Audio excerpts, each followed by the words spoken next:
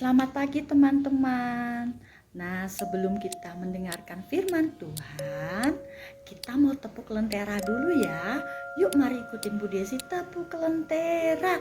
Lentera, lentera, lentera edukasi. Lentera, lentera, lentera edukasi. Yes, yes, yes. Anak-anak lentera menjadi baik, lebih baik, dan terbaik.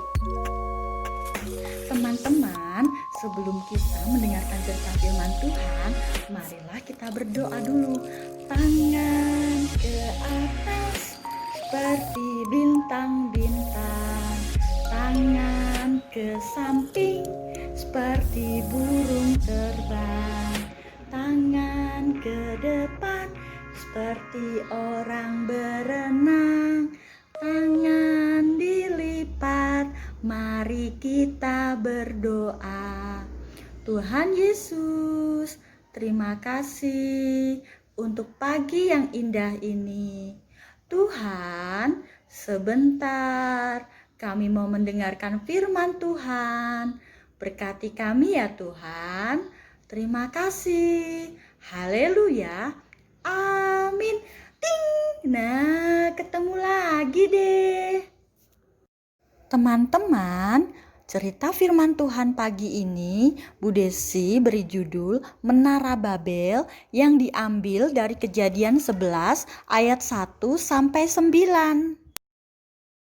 Teman-teman, pada waktu itu di seluruh bumi ada satu bahasa dan logatnya satu. Kalau bahasa Jawa ya bahasa Jawa aja, kalau bahasa Sunda ya bahasa Sunda aja.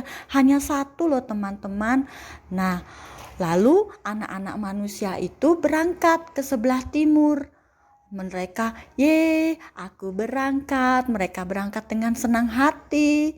Lalu mereka menjumpai sebuah tanah datar di tanah Sinear.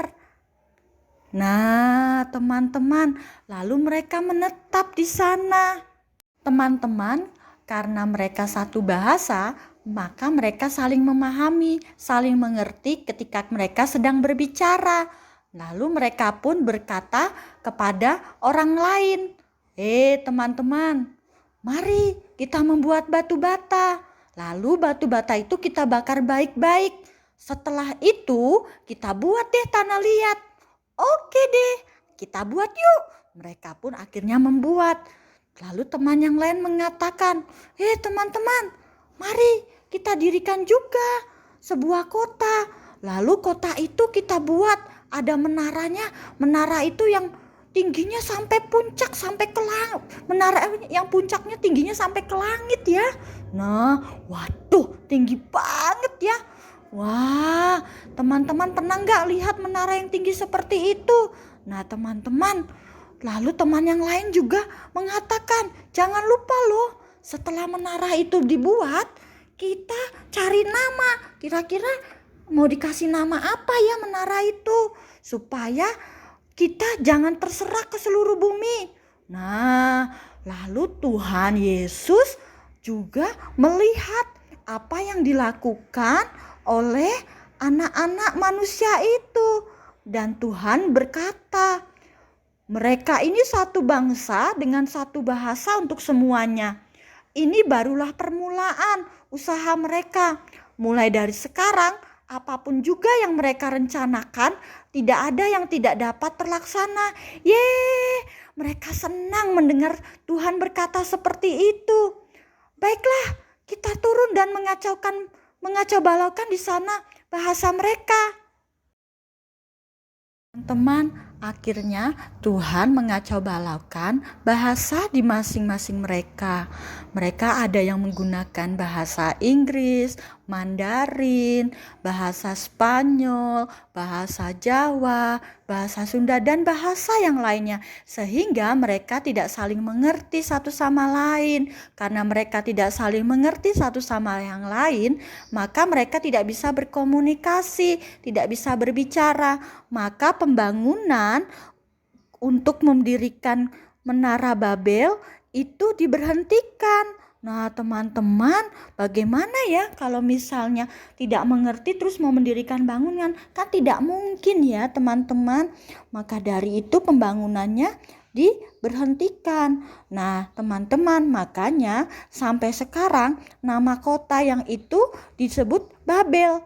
Artinya karena disitulah dikacau balaukan Tuhan bahasa seluruh bumi, dan dari situlah mereka diserahkan Tuhan ke seluruh bumi. Nah, teman-teman, dari cerita tadi kita patut bersyukur karena Tuhan melalui bangsa Indonesia kita bisa menggunakan satu bahasa, yaitu bahasa Indonesia. Walaupun kita berbeda suku dan budaya, tetapi kita masih bisa berkomunikasi karena kita menggunakan satu bahasa, yaitu bahasa Indonesia. Mari teman-teman, kita sebelum melanjutkan aktivitas kita atau kegiatan kita berdoa dulu yuk. Mari kita berdoa. Terima kasih Tuhan Yesus untuk firman hari ini. Kami berterima kasih karena Tuhan memberikan kami bahasa Indonesia, sehingga kami bisa berbicara dengan guru kami, teman kami, orang tua kami, dan orang-orang lain. Terima kasih ya Tuhan. Hanya di dalam nama-Mu kami telah berdoa dan bersyukur. Amin.